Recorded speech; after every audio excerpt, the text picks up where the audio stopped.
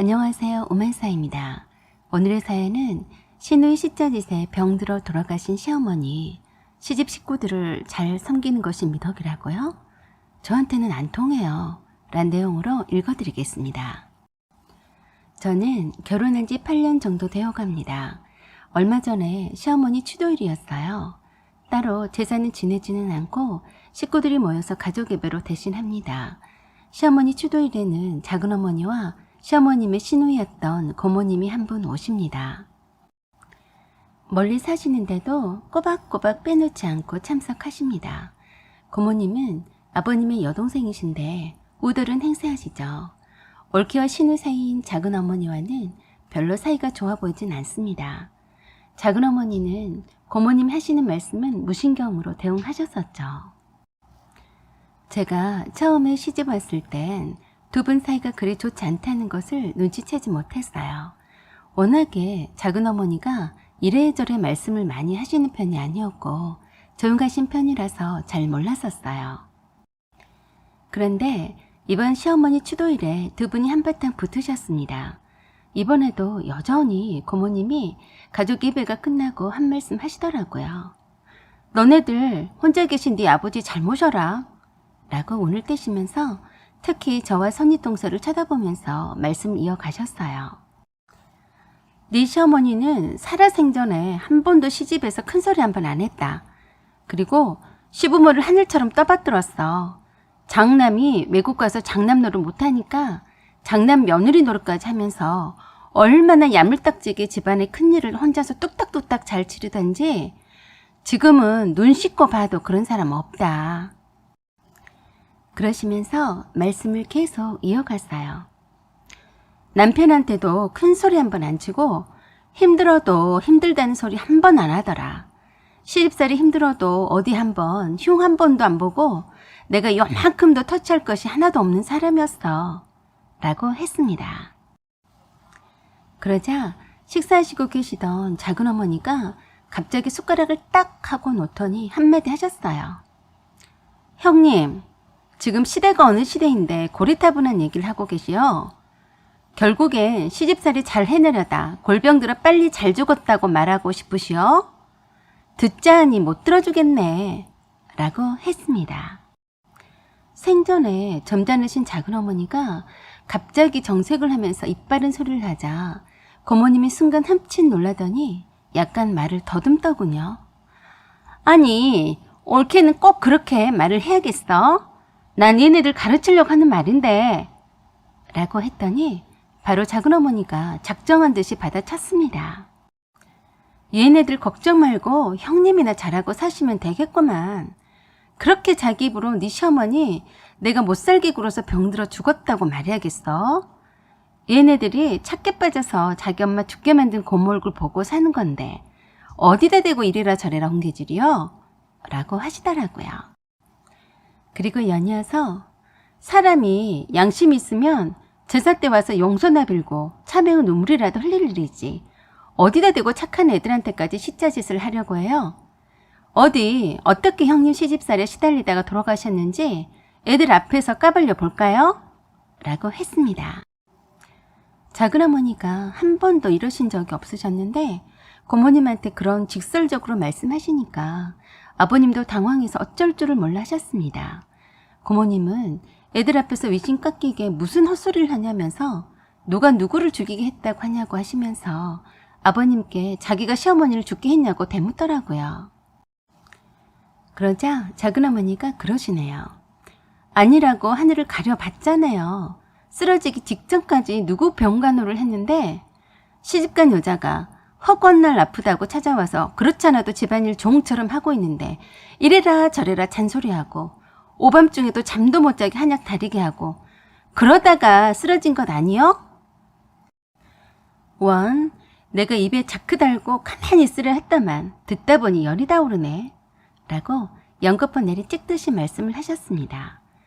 시집 식구들을 하늘같이 떠받들고 모시다가 아파도 말 한마디도 하지 않는 것이 며느리의 미덕이요. 그렇게 골병 들어서 얘네들 엄마처럼 빨리 죽어주는 게 미덕이냐고요. 그리고 작은어머니께서 저와 손윗동생에게 말씀하셨어요. 혼자 계신 분 잘 챙겨드리는 건 맞는 말이다만 시댁 식구들을 하늘처럼 떠받들라는 말은 아닌 것 같네. 자네들 잘하고 있으니까 이런 쓸데없는 말은 한 귀로 흘려버리게 라고 하셨어요. 뜻밖의 따발총처럼 쏘아대듯이 뱉어내시는 작은어머니의 쓰디쓴 말에 찔리는 구석이 있는지 어쩐지 고모님의 얼굴이 살짝 떨리더라고요. 갑자기 작은어머니 기세에 눌린 고모님이 눈물을 찔끔거리면서 어떻게 자기에게 그런 말을 할 수가 있냐면서 사과라고 소리를 치셨습니다. 작은어머니는 도리어 나이를 먹었어도 하나도 변한 게 없다고 혀를 차셨어요.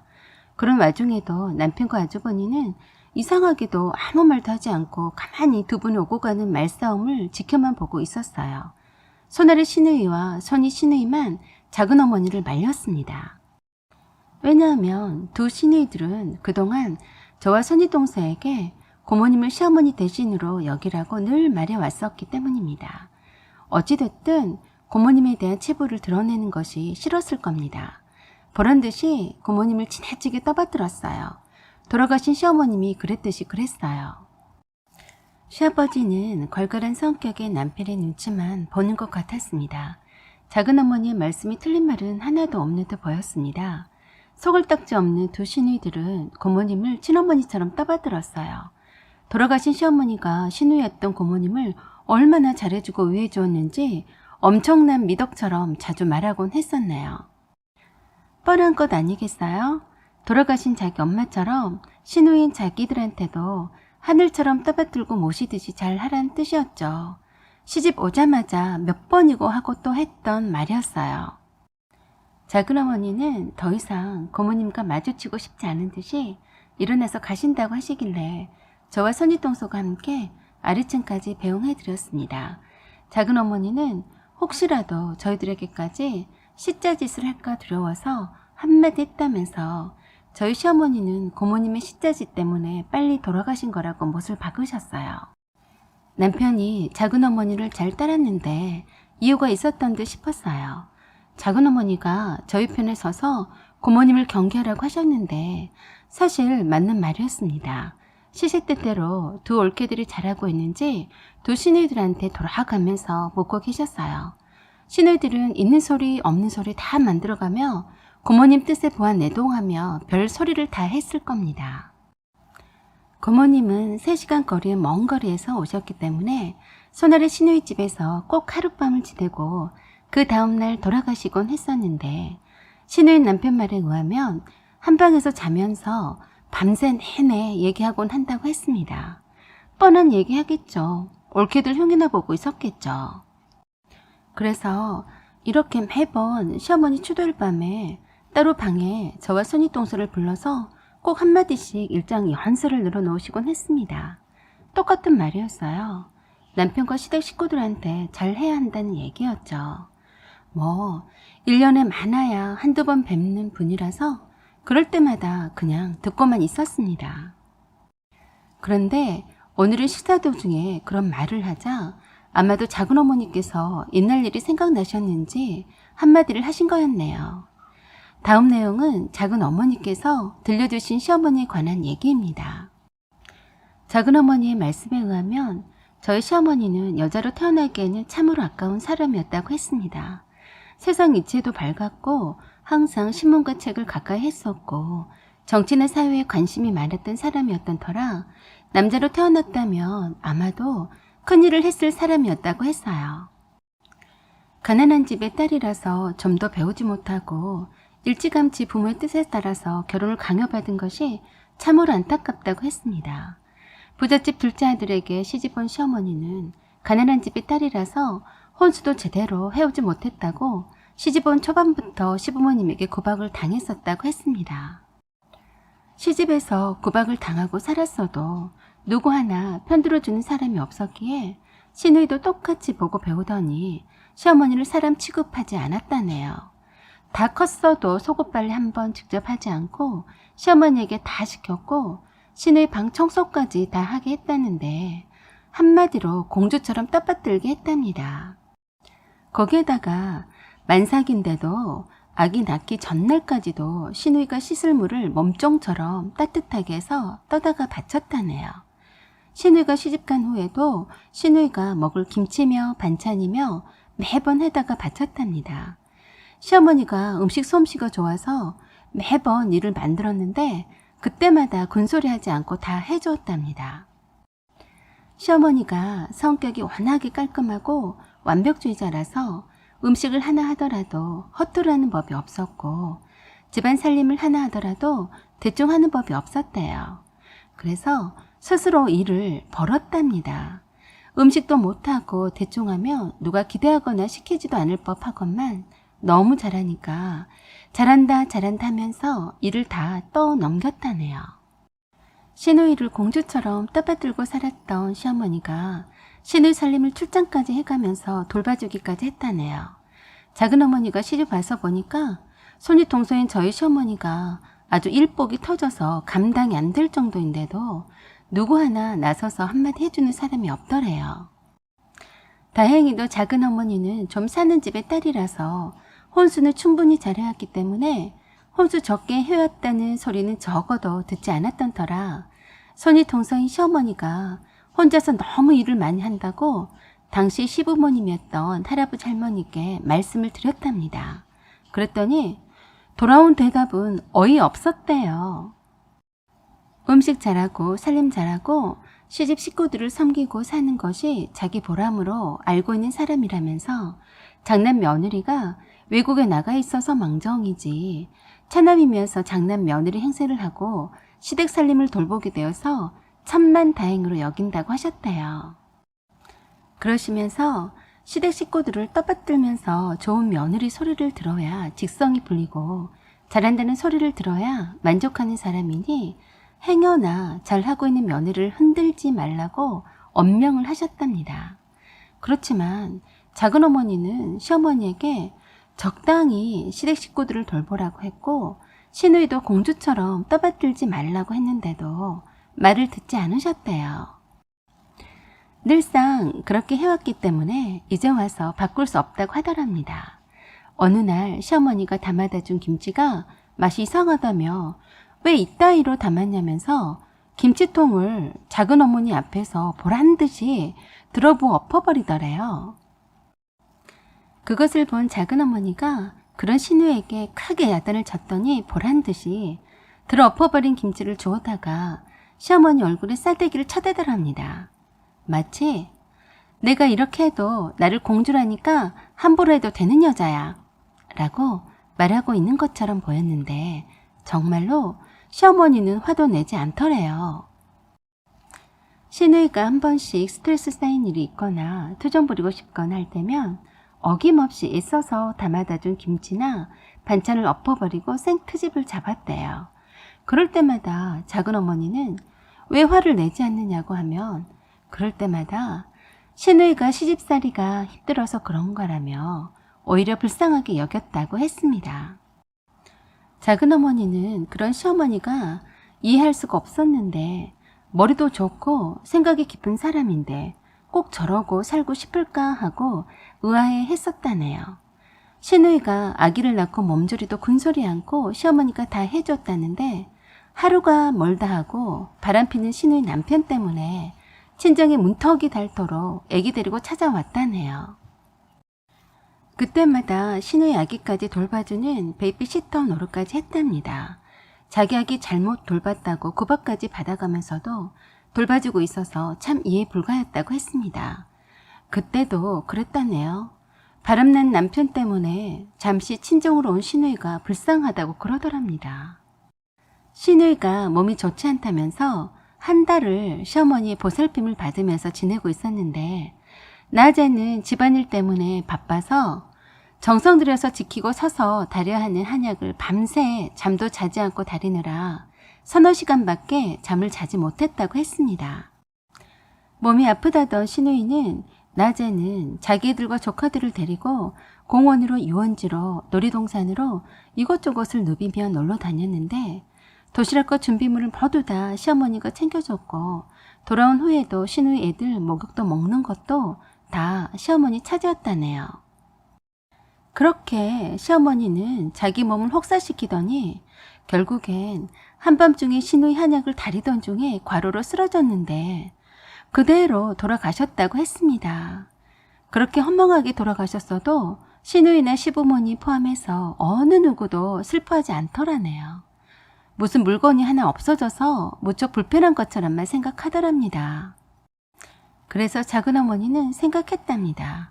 이렇게 쓸쓸하고 허망한 시어머니 죽음에 무엇을 바라고 그렇게도 몸바쳐가며 헌신적으로 시댁의 봉사를 다했는지 돌아가신 시어머니에게 묻고 싶었답니다.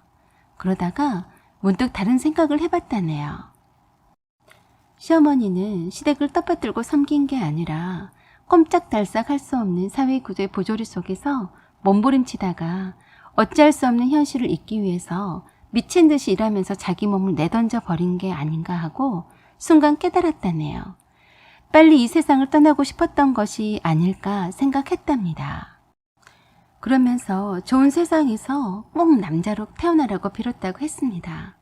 그런데 우습게도 저희 두 시누이들은 고모님의 교육 때문인지 돌아가신 시어머니께서 시부모님도 잘 섬기고 시누이도 공주처럼 잘 떠받들어 섬겼기 때문에 훌륭하신 분이라고 말을 하곤 합니다. 참 바보 아닌가요? 특히 손아래 시누이는 고모님이 롤 모델이라고 했습니다. 어릴 때부터 보아왔던 막내 시누이의 기억 속에 고모님은 시어머니 손길로 인해서 늘 공주처럼 대우받았고 항상 우아하게 편하게 사는 것처럼 보였을 테고 게다가 맨날 일만 하는 시어머니 대신해서 놀이동산에도 가끔씩 데리고 가주는 선망의 대상이었던 거죠. 그렇다고 해도 어쩜 이렇게 멍청할 수가, 믿을 수가 없네요. 자기 엄마를 죽게 한 장본인이 롤 모델이라니 말이 됩니까? 그렇게 시댁 식구들에게 희생하며 사는 삶이 당연하고 미덕이라고 여기는 것 같더군요. 아니면 올케들한테 그렇게 하기를 바라는 거겠죠. 그날도 어김없이 고모님이 저와 손이 동서를 불러서 앞에다 앉히고 말을 꺼내더군요. 너네 시누이들이 몸이 많이 안 좋은가 보더라. 내가 가만 봤더니 몸이 너무 약해서 너네들이 좀 잘 챙겨줘야겠더라.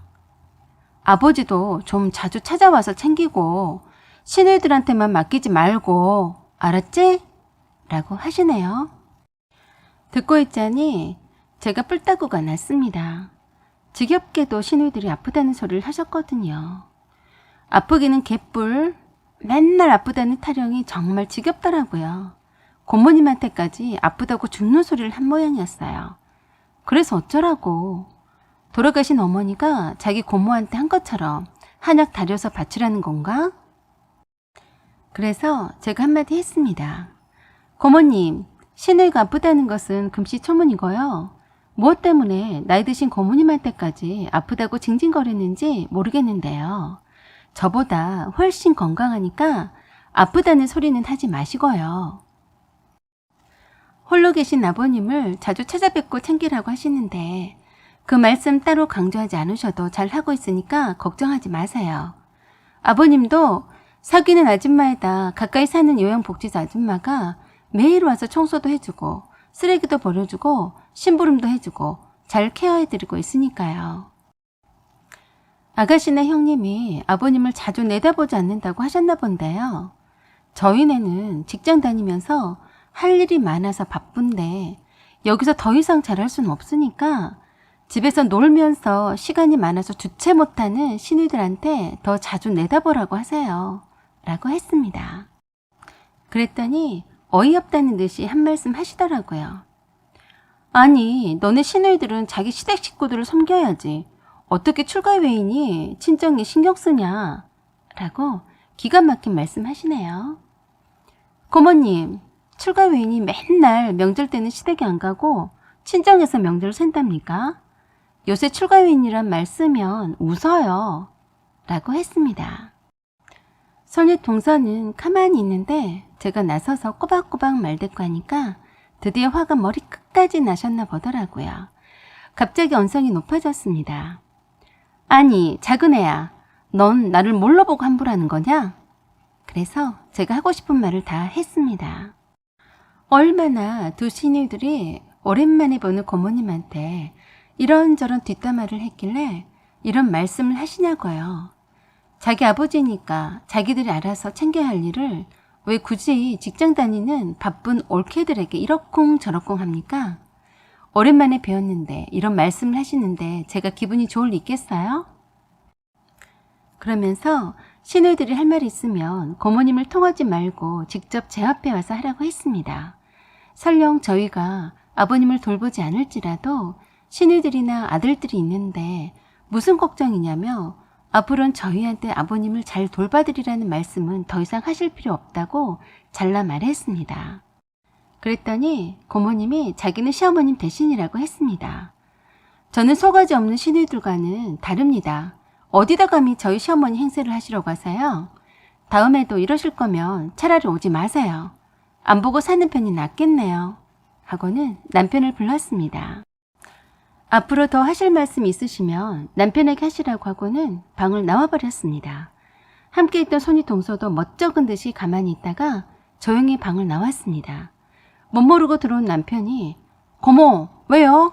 하니까 아니다 아니야 라고 하더군요. 고모님은 저희 남편을 좀 어려워하거든요. 멍청한 시누이들하고는 다르기 때문이죠. 시어머니를 돌아가시게 한 장본인인 고모님을 좋게만 보진 않기 때문이죠. 그렇게 싸늘하게 할 말을 했더니 자존심이 많이 상한 듯 했지만 지은 죄가 있어서인지 더 이상 말을 꺼내지 않았습니다. 내가 했던 말을 그대로 두 시누이들한테 전했기를 바랬습니다. 저와 선희 동서만 보면 허구한 날 아프다고 노래를 부르는 시누이들. 그 이면에는 관심 좀 가져달라. 떠받들어 달라. 날 좀 어떻게든 챙겨달라. 아프니까 네가 아버지한테 한 번 더 내다봐라. 아버지 모시고 병원 가라. 반찬 해다가 드려라. 등등 여러 가지들이 내포되어 있습니다.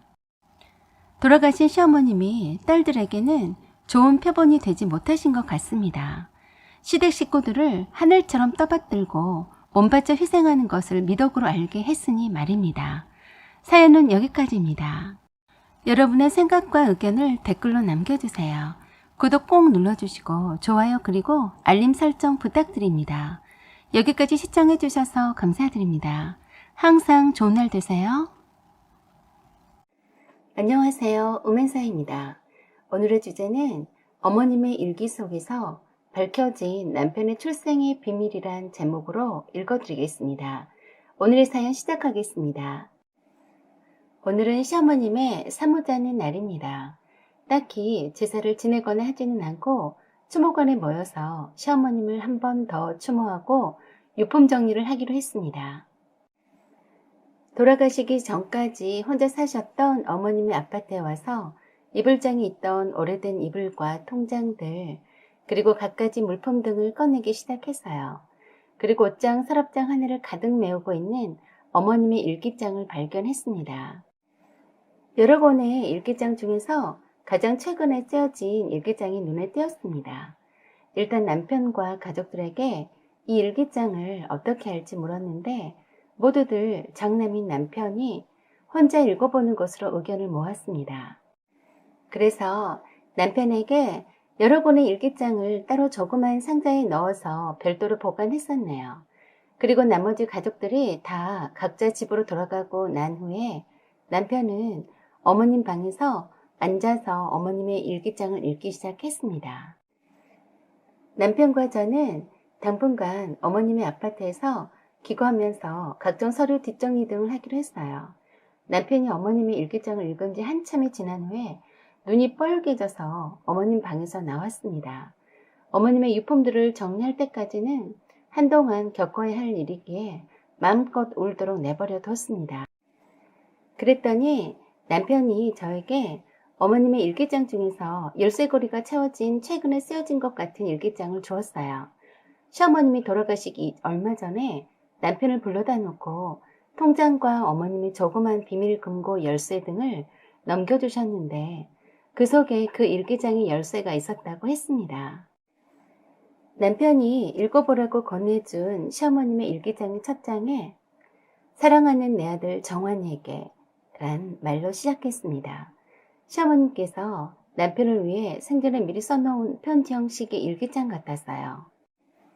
그리고 다음과 같이 쓰여 있었어요. 천금과도 바꿀 수 없는 사랑하는 내 아들 정환아. 나는 너의 친엄마가 아니다. 너의 생모는 일기장 맨 뒤쪽에 이름과 사진이 있다. 그리고 묘지는 정암사에 있는데 잠자리 날아다닐 때쯤이면 너를 데리고 몇 번 간 적이 있는데 기억이 나지 않으면 정암사에서 물어보면 알 것이다 라고 쓰여져 있었습니다. 저는 깜짝 놀라고 남편 얼굴을 쳐다봤어요. 남편도 처음 알게 된 사실이라고 했어요. 그리고 마저 읽어보라고 했습니다. 돌아가신 시어머님의 생전에 남편을 위해 쓰셨던 고백과도 같은 글을 읽으려니 몹시 떨려오기까지 했습니다. 시어머님은 15살에 교통사고로 아버지가 갑자기 돌아가셨다고 했습니다. 그런데 그 다음 해에 어머니마저 군용기 트럭에 치여서 돌아가시게 되었다네요. 그때가 16살 때였고 아래로 남동생이 13살이었답니다. 하루아침에 고아가 돼버린 상태라서 작은아버지 집에 함께 살게 되었는데 그 다음 해에 하나밖에 없는 남동생이 급성 폐렴으로 죽게 되었답니다. 너무도 기막힌 일이 한꺼번에 들이닥치다 보니 어린 나이에 감당하기 힘든 큰 충격을 받았는데 아무도 그 어떤 위로가 되지 않더랍니다. 부모님이 돌아가시고도 버티고 견딜 수 있었던 힘이 되어준 건 남동생이 있었기 때문이었는데 그 동생마저 허무하게 가버려서 얼마나 슬펐는지 지금도 그때의 가슴 아팠던 기억을 잊을 수 없다고 하셨어요. 그래서 동생이 죽은 날부터 밥도 안 먹고 아무것도 안 하고 허공만 쳐다보고 멍하니 있었더니 작은아버지가 마지막 남은 조카마저 죽는 게 아닌가 싶어서 전보로도 가보고 무당집에도 가보고 하시다가 정암사에 있는 스님이 절에서 봉양하며 지내야만 살 수 있다고 하더랍니다. 그래서 작은아버지가 정암사로 보내셨답니다. 고등학교는 따로 다니지 않고 검정고시로 대체하셨대요. 여자 수도승들과 함께 지내며 스님들 밥도 짓고 새벽에 일어나서 불경도 외우고 남동생을 위해 기도도 하면서 지내게 되었답니다. 그러면서 차츰 마음이 안정이 되었고 정암사에서의 생활이 익숙해져 갈 때쯤에 시아버님을 만나시게 되었답니다. 고시 공부하는 학생이었는데 비구니도 아니고 수도승도 아닌데 아직 젊은 어린 처녀가 정암사의 허드렛 일을 다 도맡아서 하는 걸 보고서 많이 안쓰러워 하셨대요. 오며 가며 자주 보는 얼굴이라서 서로 친해져서 시어머님이 정암사에 들어오게 된 사연을 듣고서 매우 마음 아파했답니다. 그때부터 고시 공부하러 왔던 시아버님이 친동생처럼 시어머님을 챙겨줬고 시어머님도 친오빠처럼 대하면서 고시 공부를 잘 할 수 있도록 100일 기도까지 하면서 심적으로 많이 의지했답니다. 그렇게 수년이 지났는데 그렇게도 바라던 시아버님이 고시 1차를 합격하더니 드디어 2차도 합격해서 금이 환영하며 정암사를 떠나게 되어서 이제 또 떠나는구나 하고 얼마나 슬퍼서 많이도 울었는데 꼭 다시 찾아오마 하고 가셨답니다. 고시 합격한 시아버님이 가신 후 그해 겨울에 임산부가 한 분 찾아왔답니다. 그분이 바로 지금 남편의 생모이셨대요. 그때 당시만 해도 결혼도 하지 않은 여자가 출산한다는 것이 쉽게 용납되지 않은 시대라서 여자 수도승이 많은 곳이라 몰래 정암사에 와서 도움을 청했답니다. 정암사에 올 때부터 남편의 생모는 몸이 많이 약해 보였었는데 남편을 낳자마자 하혈을 멈추지 않아서 급히 병원에도 갔었지만 시름시름 앓았답니다. 그 사이 갓난쟁이 아기인 지금의 남편을 위해서 스님과 함께 마을을 찾아다니며 젖동량을 하러 다녔답니다. 어서 빨리 산모가 몸이 나아져서 아기가 배부르게 젖을 잘 먹을 수 있기를 바랬었는데 결국 얼마 지나지 않아서 죽었답니다. 그날도 얼마나 슬펐는지 엉엉 울었다고 했습니다. 남아있는 아기 때문에 슬퍼서 울었다고 하셨어요. 아기가 자기 처지와 비슷한 것 같기도 하고 엄마 젖도 제대로 먹어보지도 못하고 이별하는 아기가 너무 불쌍했답니다. 다른 여자 스님들과 함께 열심히 젖돈 양을 해가며 금이야 오기하며 귀하게 키우는데 스님들의 도움이 컸다고 했습니다. 그러면서 아기를 잘 키우게 해달라고 매일 기도를 올렸다고 했습니다. 그렇게 정신없는 나날을 보내고 있던 어느 날인가 정암사로 시아버님이 찾아왔답니다. 어린 처녀가 남의 아기를 키우느라 동분서주하는 걸 보면서 기가 막혀 하셨대요. 어찌나 그 어린 처녀가 아기를 애지중지하며 친자식 이상으로 애태우면서 키우는 걸 보고서는 감동받았다고 했습니다. 그러면서 한 번씩 올 때마다 아기를 함께 돌보곤 하면서 애틋한 감정이 싹트기 시작했답니다. 당시 시아버님은 정암사에 있는 아기를 돌보고 있는 시어머님이 마음이 많이 쓰이곤 해서 하루가 멀다 하고 찾아오곤 하셨대요. 그러다가 시어머님과 결혼을 결심하게 되셨다는데 고아에다가 남의 아기까지 키우고 있는 처자를 좋아할 시부모들은 없는 게 뻔한지라 한 가지 묘안을 생각해냈답니다. 다름이 아니라 아기를 친자식이라고 거짓말하고 시어머님과 결혼을 강행하셨답니다. 그러면서도 단 한 번도 남의 자식이라고 생각해 본 적도 없었고 친자식처럼 사랑하면서 키우노라고 말씀하셨습니다. 단 생모가 있었음을 알게 되었으니 사랑하는 아들을 낳아놓고도 편히 눈을 감지 못했을 불쌍한 생모를 위해서 묘소에 찾아가서 절을 하고 어머니라고 불러드리라고 했습니다. 사랑 많으신 우리 시어머님의 글을 읽자니 감동의 눈물이 저도 모르게 흘렀습니다. 장남이라고 다른 동생들보다 늘 먼저 챙기셨던 우리 어머님, 그동안 저희들에게 베풀었던 사랑과 은혜에 정말 감사드립니다. 일기장 맨 뒤쪽을 펼치니 남편의 생전의 생모 사진과 성함과 기일이 적어져 있었습니다. 내일은 시어머님의 말씀 따라 남편과 함께 정암사로 가서 남편의 생모 묘소 앞에서 절을 올려야겠습니다. 어머님의 일기장을 덮고 나서 남편에게 말했습니다. 자기는 참 복도 많아.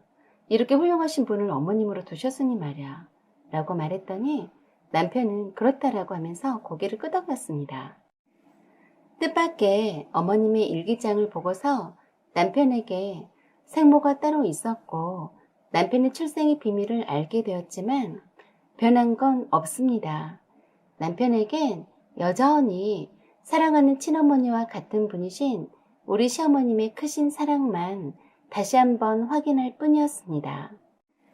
그 뒤로 시간을 내어서 저와 남편은 정암사로 찾아갔습니다.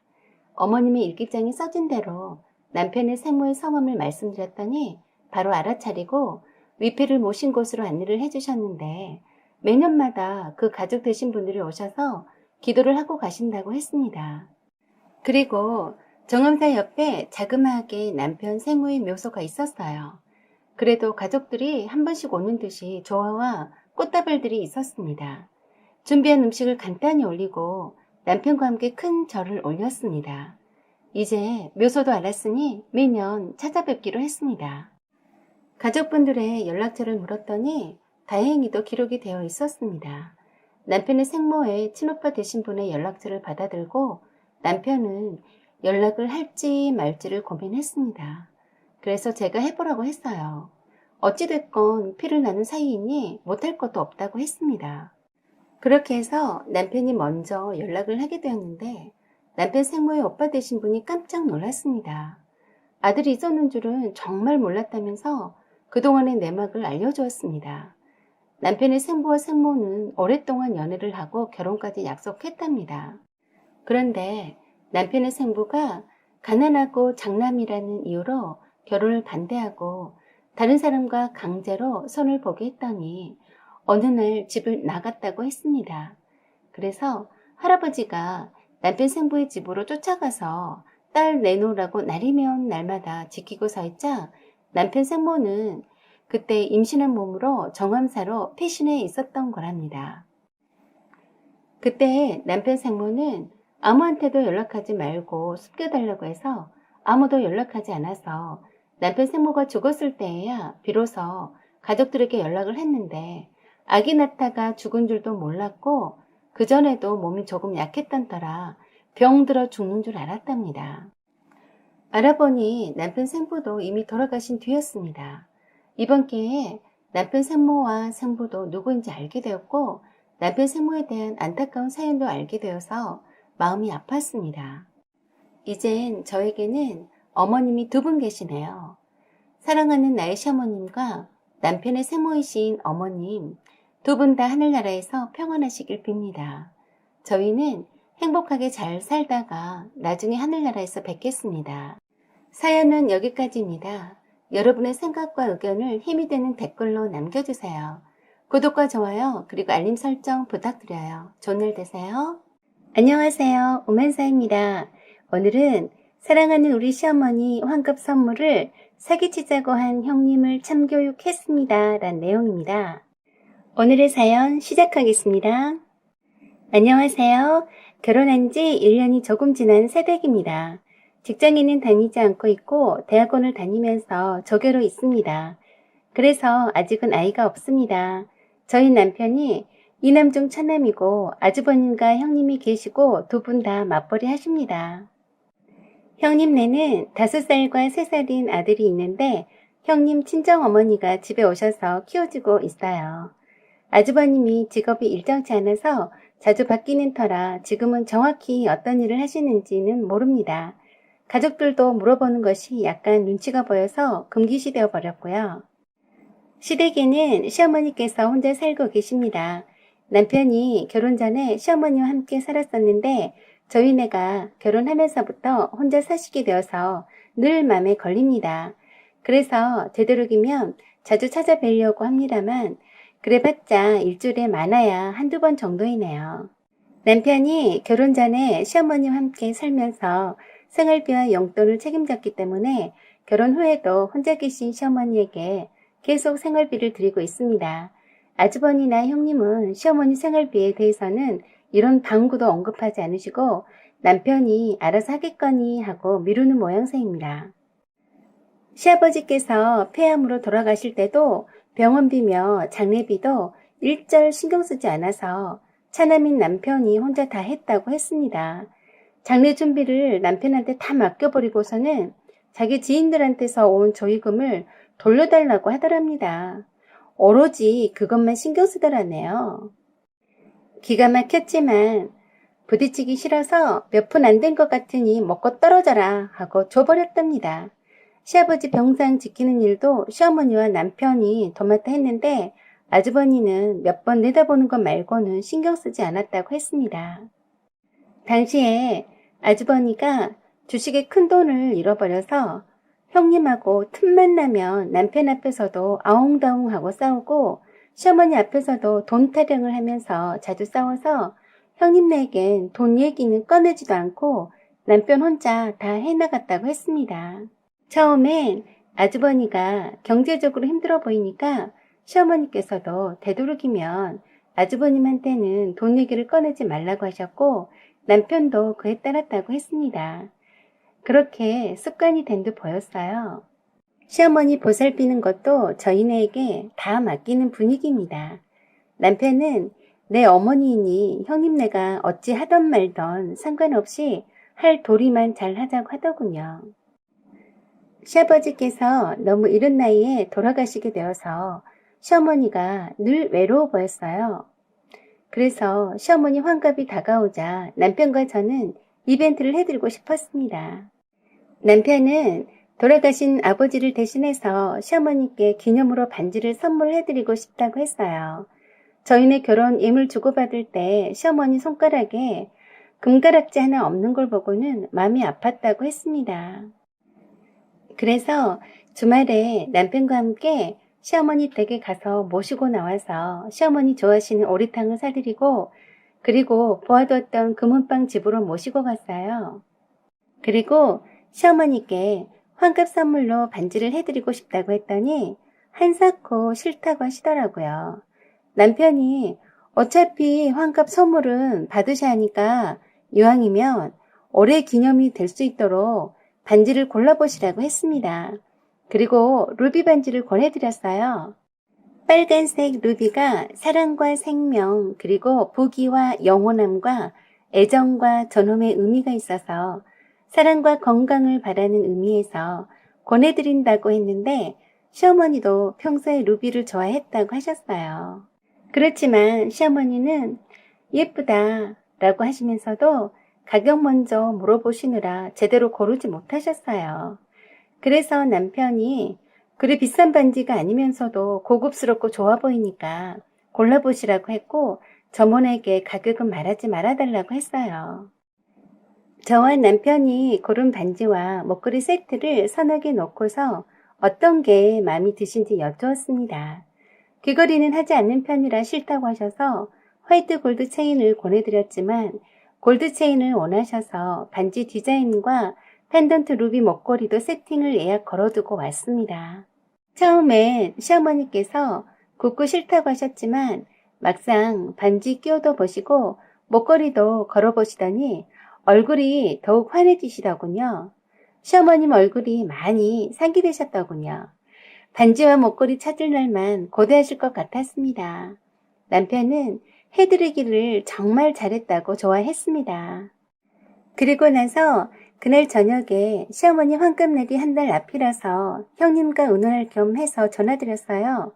다른 때면 몰라도 제가 결혼해서 처음 맞는 시어머님 생신이고 겸해서 환갑일이기도 해서 잘 해드리고 싶은 마음에 한 달이나 남아있지만 미리 의논해보고 싶었죠. 형님은 시큰둥해 하시더군요. 요즘에 얼마나 칠순도 아니고 환갑을 다 챙기냐고 하시더라고요. 그래서 형님은 어떻게 하실 생각이시냐고 미리 의견을 듣고 싶었다고 했습니다. 그랬더니 각자 알아서 하자고 하시더라고요. 그러자 저는 좀 답답하더군요. 너무 무성의하게 대답하시는 거 하며 제가 잘못 전화한 것처럼 약간 무뚝뚝하더라고요. 그래서 안 되겠다 싶었어요. 제가 식당 예약해 놓을게요. 식당에서 가족끼리 밥 한 끼 먹는 걸로 끝내죠.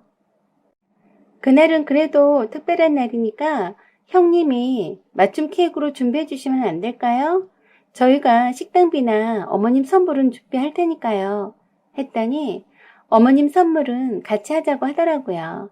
그래서 이미 저희네가 따로 시어머니께 루비 반지와 목걸이를 맞춰드리고 왔다고 했더니 노발대발 했습니다. 왜 자기네들이랑 의논도 하지 않고 멋대로 선물을 해드렸냐고요. 그래서 제가 저희네가 따로 해드리고 싶어서 한 거라서 형님네도 해드리고 싶으시면 따로 해드리라고 했습니다. 그랬더니 언제 봤다고 그런 경우 없는 짓거리를 하냐고 소리 지르더라고요. 루비 반지와 목걸이라면 한두 푼이 나가는 것이 아닌데 저희네가 그런 고가품을 선물하면서 식당비도 동생네가 지불하고 자기네는 케이크만 딸랑 들고 가면 참 우습기도 하겠다고 하시네요. 그래서 어쩌라고? 저희네만 시어머니 생색내는 자리인데 꼭 그 자리에 형님네가 들러리 서야 하냐고 참 그럴싸하게 말씀하시더라고요. 그래서 다른 의견 있으시면 말씀하시라고 했더니 시어머님 선물을 함께 하는 걸로 하자고 했습니다. 그러면서 루비 반지와 루비 목걸이를 얼마에 하기로 했냐고 묻더군요. 그래서 가격을 불러주었습니다. 그랬더니 입이 떡 벌리면서 혀를 쯧쯧하고 차더라고요. 그러면서 하는 말이 동서가 어려서 아직 뭘 모르는구만. 미치지 않고서야 루비 반지를 그렇게 비싸게 맞췄어? 완전히 속았구만 하면서 혀를 차는 거였습니다. 네? 제가 속았다고요? 슬슬 기분이 나빠지면서 황당했습니다. 말하는 투가 머저리 동서가 물가도 모르고 남들 복노릇한 것처럼 말하더라고요. 형님, 그건 저희가 알아서 할 테니까 그러시면 형님이 따로 어머님 선물 준비하시든지 하세요. 하고 전화 끊어버렸네요. 기분이 얼척이 없는 게 속상했습니다. 왜 남편이 형님네 부부를 상종하기 싫어하는지 알겠더라고요. 제가 형님과 통화하고 나서 열받아 있는 것을 보자 남편이 도대체 형수가 무슨 말을 하는지 궁금하다며 통화 내용을 녹음해서 들어보자고 했습니다. 그새 아주버니랑 의논인지 뭔지 했는지 벌써 전화가 울리더라고요. 형님이 말하기를 수영이 아빠도 미쳤다고 하네. 모두 해서 20만 원이면 떡을 치고도 남겠는데 무슨 돈지랄을 그렇게 했냐고. 그거 취소하라네. 당장 취소해. 자네가 당한 거야. 하고 했습니다. 그러면서 예약금 걸어둔 게 얼마냐고 하더군요. 어쩌나 보자 하고 대답해 주었어요. 50만 원이라고요. 그랬더니 50만 원 포기하고 20만 원이면 충분히 좋은 걸로 루비 반지와 목걸이를 해드릴 수 있다고 해서 기가 막혔습니다. 그러면서 딱하다는 듯이 그렇게 사람들한테 속고만 살았냐고, 그렇게 물러 터져서 어찌 사냐고 하면서 걱정스럽다는 듯이 혀를 또 한 번 찼습니다. 정말 기가 막혔어요. 제가 속았다는 건 둘째치고 시어머니랑 직접 가서 맞춘 루비 반지를 함부로 취소하라 마라 하다니요. 뭐 이런 개 뺐다구 같은 인간이 다 있나 싶었습니다. 그래도 최대한 화를 누르고 물었어요. 형님, 시어머님이 직접 디자인도 고르고 맞춘 루비를 며느리 맘대로 취소하란 말씀이세요? 그건 안 되죠. 그랬더니 하는 말이 제 귀를 의심했네요. 눈이 나쁜 노인네가 뭘 아시겠어. 좀 이상하다고 눈치채실 것 같으면 자네가 맞다고 우기면 끝날 일이네. 50만 원 예약금 포기하고 내가 그보다 저렴한 것으로 더 좋은 걸로 루비 반지하고 목걸이를 준비할 테니까 그때 맞췄던 목걸이라고 우기면 되네. 형님이 그렇게 말씀하시는데 전화 너머 언저리로 아주버님이 돈이 넘쳐서 주체를 못하나 보네. 다 늙어 빠진 노인네한테 무슨 루비 반지에 목걸이에? 에휴, 미쳤네 미쳤어. 하는 겁니다. 저는 결심한 듯이 명료하게 말했습니다. 형님, 돈지랄을 하든 속아서 어머니 선물을 해드렸든 형님 돈 안 들어가니까 욕하실 필요 없으시고요. 시어머님 상대로 두 며느리 아들이 나서서 환갑날에 사기치자고 하시는데 기가 찰 노릇이네요. 어디 형님이 말한 20만 원으로 떡을 친다는 루비 반지가 얼마나 그럴싸한지 어머니 환갑날 비교해서 보자고요. 설마니 가짜 루비 반지와 루비 목걸이를 선물하자고 하시는 건 아니시겠죠? 하고 말했더니 정말 제 귀를 의심하게도 가짜 루비 반지가 어때서? 나이 드신 분이 진짜 루비 반지를 얼마나 끼고 다니시겠어? 편하게 가짜 루비 반지 끼고 다니는 게 낫지 안 그래? 저는 입을 떡 벌리고 다물 수가 없었네요. 이런 기막힌 일이 있을 수가요. 그러면서 하는 말이 가관이네요. 진짠지 가짠지 자식이 말해주지 않으면 어떻게 알겠어. 그렇다면 그런 줄 알겠지. 암튼 자네는 당장 취소하고 시어머니 환갑 때는 구색은 맞춰드려야니까 우리만 아무 말 안 하면 어머니도 좋고 우리도 알뜰하면서 크게 생색내서 좋지 않겠어? 너무도 아무렇지도 않게 말하는 것도 놀라웠고 저희네가 비싼 선물을 해드린다고 하니 자기네도 그 정도의 선물을 해드려야 하는데 마음과 돈이 따라주지 않으니까 제가 세상 물정 모르고 어리버리해서 속아서 덤탱이 썼다고 둘러대면서 가짜 반지와 가짜 목걸이로 둘이서 함께 사기치자고 하다니 정말 형님네 대단하시더라고요. 정말 형님네는 제 상식 밖의 사람들이었습니다. 상종 못할 인간들이라고 깨닫고 최대한 멀리 해야겠다고 다짐했습니다. 남편은 전화 녹음 내용 듣고는 완전 화가 나서 형님네 전화를 하려고 했지만 제가 막았네요. 상종할 인간이 따로 있는 거라고 해봤자 소용없는 인간들이라고 입만 아프다고 했죠. 그 뒤로 형님이 전화했는데 받지 않았는데 형님이 시어머니한테 전화해서 시어머니 환갑 선물로 루비 반지와 목걸이를 자기네와 함께 해드린 거라며 했다네요. 그러면서 시어머님이 큰애가 웬일이냐고 기분 좋다고 하시면서 남편한테 전화했다고 했습니다. 순간 남편은 그렇게 좋아하는 어머니 모습에 사실을 말씀을 드릴 수가 없었다네요. 그리고 얼마 후 기다리던 예약해두었던 루비 반지와 목걸이를 시어머니 모시고 찾아왔습니다. 바로 반지 끼워드리고 어머니 환갑 축하드려요 하고 말씀드리니 고맙다고 하시면서 흐뭇해 하셨습니다. 시어머니는 큰아들 내도 불러서 삼겹살 구워 먹자고 전화로 부르셨어요. 그날은 주말 저녁이라 형님네가 집에 계셨습니다. 시어머님이 형님에게 전하시면서 루비 반지와 목걸이 받아왔다 하시면서 무척 마음에 든다고 고맙다고 하시면서 와서 고기나 구워 먹자고 부르시더라고요.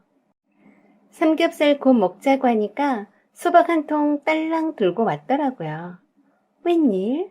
오늘은 수박도 들고 왔네.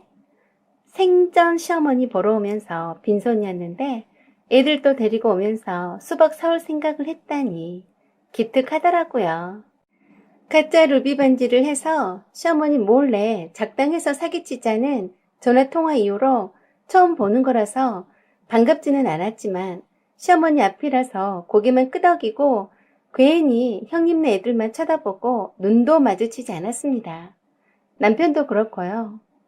형님네는 어처구니 없는 말로 얼렁뚱땅 선물을 함께 한 거라며 거짓부렁이 하고 땡전 한 푼도 안 쓰고 무임승차려는 거지근성에 정말 밥맛 없는 식구들입니다. 한참 고기를 맛있게 굽고도 형님네 식구들 보니 입맛 떨어진 것 같아서 몇 점 먹지도 못했네요. 식사가 끝난 후 수박을 자르면서 시어머니께서 할 말이 있으시다고 자리에 다 부르셨어요. 그리고 아주버님한테 말씀하셨습니다. 오늘이 너를 보게 될 마지막이라고 말씀하시면서 너는 나를 다시는 찾지 않게 될 것이라고 했어요. 형님과 아주버님은 뜻밖의 말씀에 깜짝 놀라고 눈이 휘둥그레졌습니다. 시아버님이 돌아가시기 전에 그동안 오랫동안 묵혀두었던 땅을 자식들한테 절대 물려주지 말고 노대책용으로 갖고 있으라고 유언하고 가셨다고 했습니다. 그런데 그 땅이 개발 사업지가 되어서 토지 보상금을 받게 되었고 땅 시세가 많이 올랐는데 자꾸 팔라고 해서 그 많은 땅을 잘 관리해 줄 사람이 필요하다고 했습니다. 그러자 아주버니와 형님의 눈이 반짝반짝 거리더군요. 웬 행제야, 땅이라니. 시어머니한테 눈이 동그래져서 다가가더라고요. 저는 속으로 쾌재를 불렀습니다. 한 발 늦었네요. 그 땅 주인이 이미 따로 있걸랑요. 저랑 남편은 아무 말도 않고 그냥 덤덤히 듣고 있었다 했습니다. 시어머니께서 말씀을 이어가셨어요. 큰애 너도 알다시피 작은애가 그동안 네 아버지 병원비며 간병과 장례까지 그리고 집안일을 모두 군말하고 다 잘해줬어. 나는 작은애가 그 땅을 내 대신해서 잘 관리해주리라 믿는다. 그래서 네 아버지가 물려준 알짜배기 모든 터지를 작은애한테 이전해주었다. 그 말을 듣자 아주머님이랑 형님이 눈이 뒤집히더군요. 형님이 눈을 부라리며 자기들도 자식인데 왜 안 주냐고 하시면서 달려들더라고요. 그러자 시어머니가 그러셨어요. 부모를 상대로 사기치는 자식이 자식이더냐? 하고 하시니까 그 무슨 말씀이냐고 시어머니께 형님이 소리 지르더라고요. 몰래 꽁쳐든 땅이 몽땅 동생네한테 갔다고 하니까 정신이 하나도 없는 눈치였습니다. 남편과 저는 속으로 쾌재를 부르면서도 모른 척 시치미를 똑 떼고 있었죠. 그 광경이 볼만하더군요.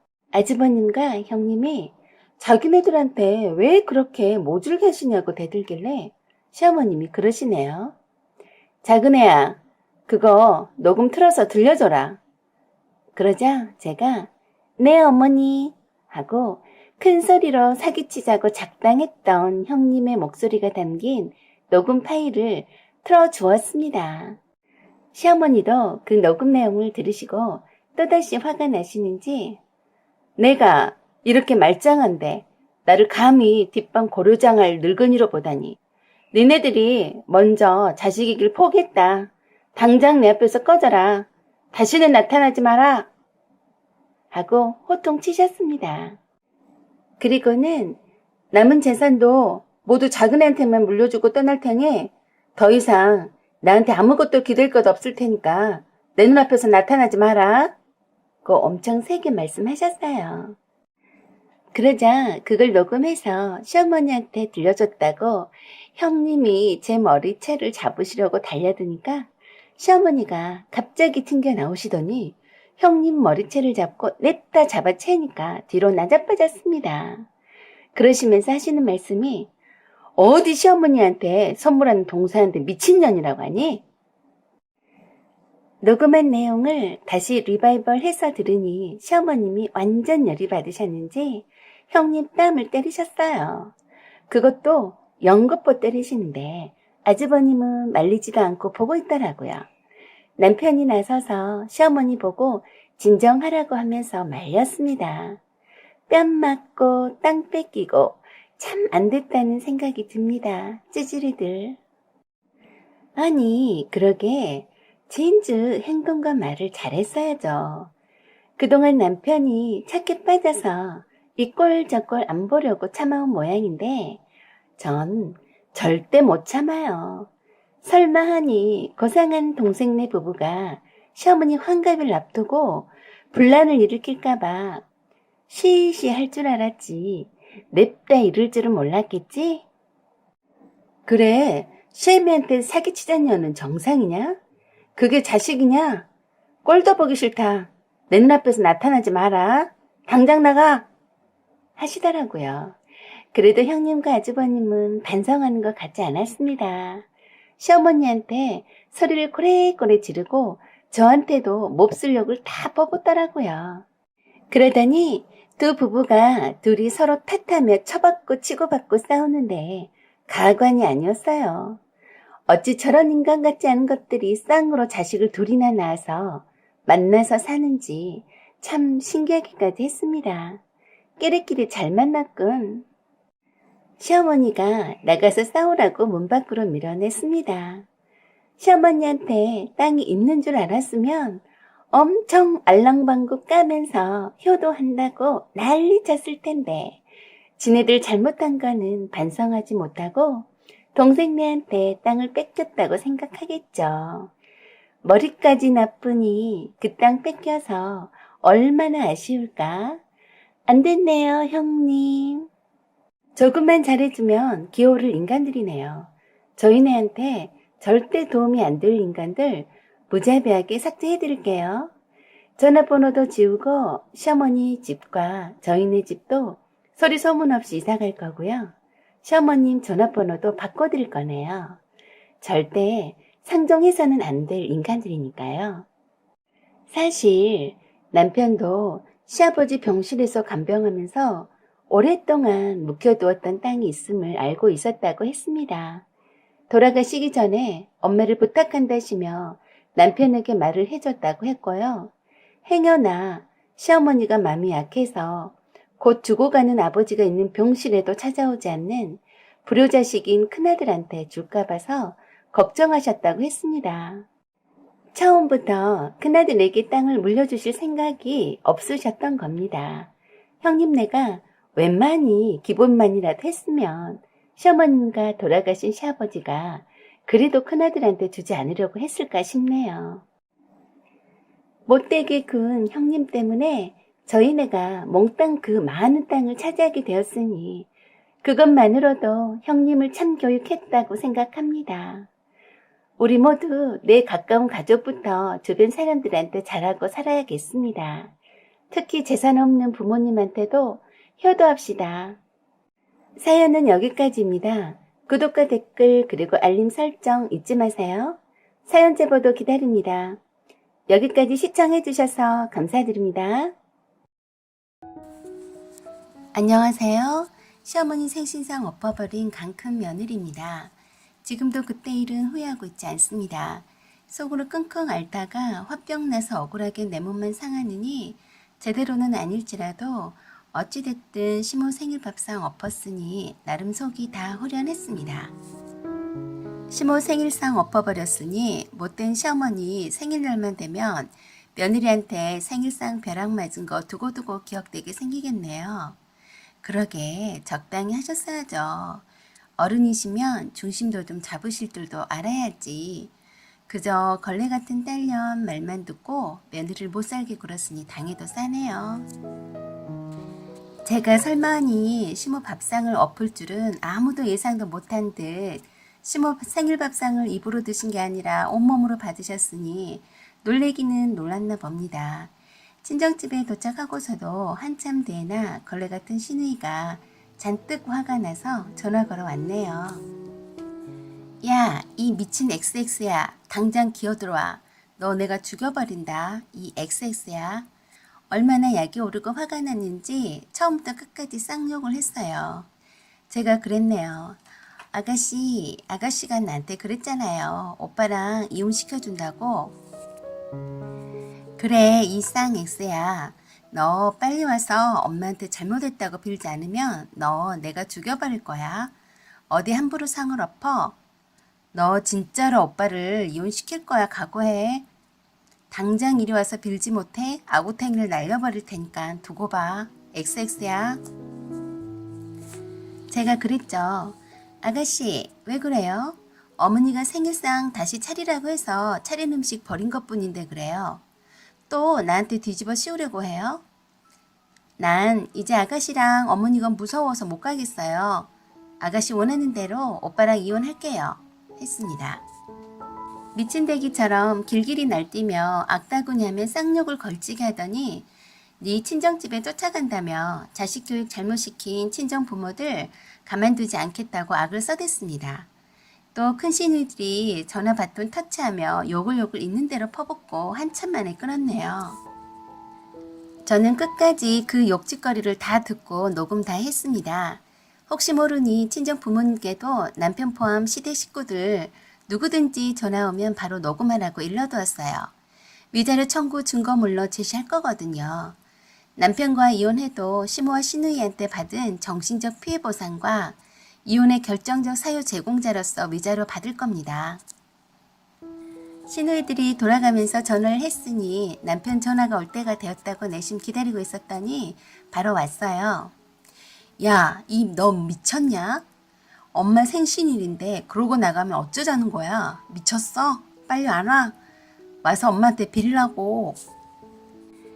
그래서 제가 어머니는 내가 아무 잘못 안 했어도 내 뺨 때리고 남편 돈 훔쳐서 다 쓴다고 하시고 머리채 잡고 흔드셨잖아. 자기는 내 편 한 번이라도 들어준 적 있어? 없지? 내가 어머니한테 두들겨 맞아도 자긴 괜찮아? 난 어머니 무서워서 못 가니까 그리 알고 그냥 아가씨 원하는 대로 이혼하자 했어요.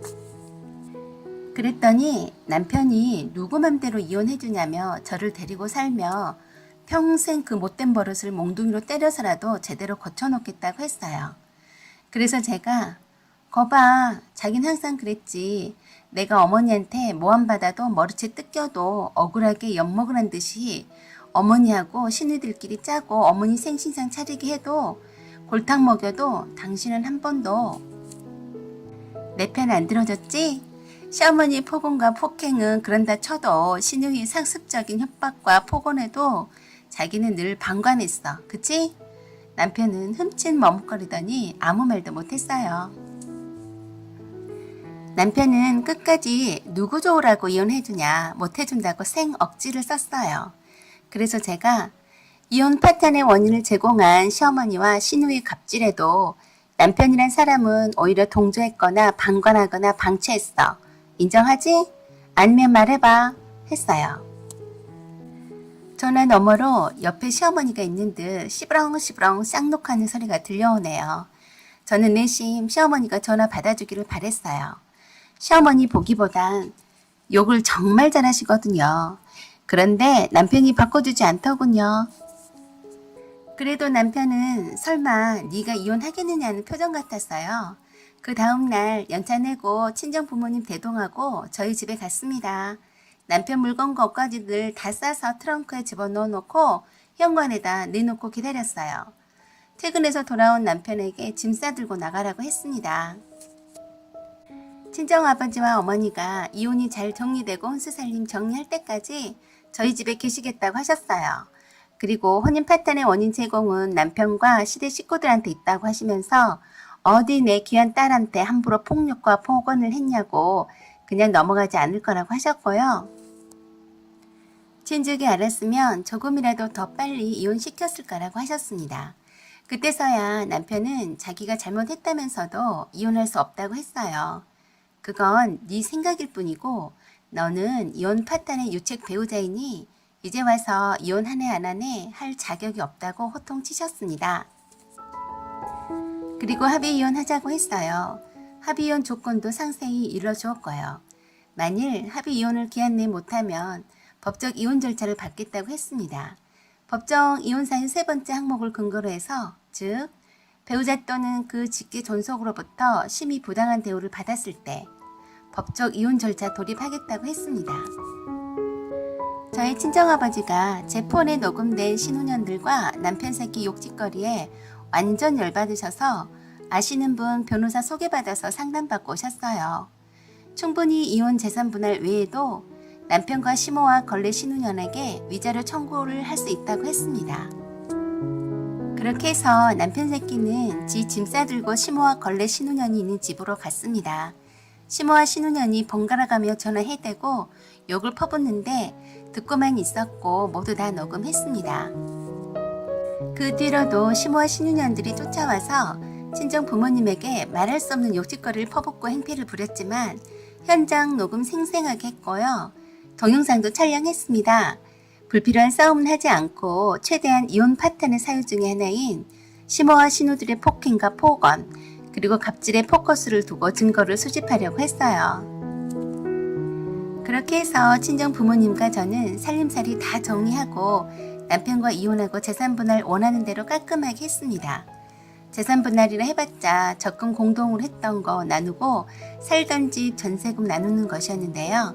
제 기여분이 많이 인정받았습니다.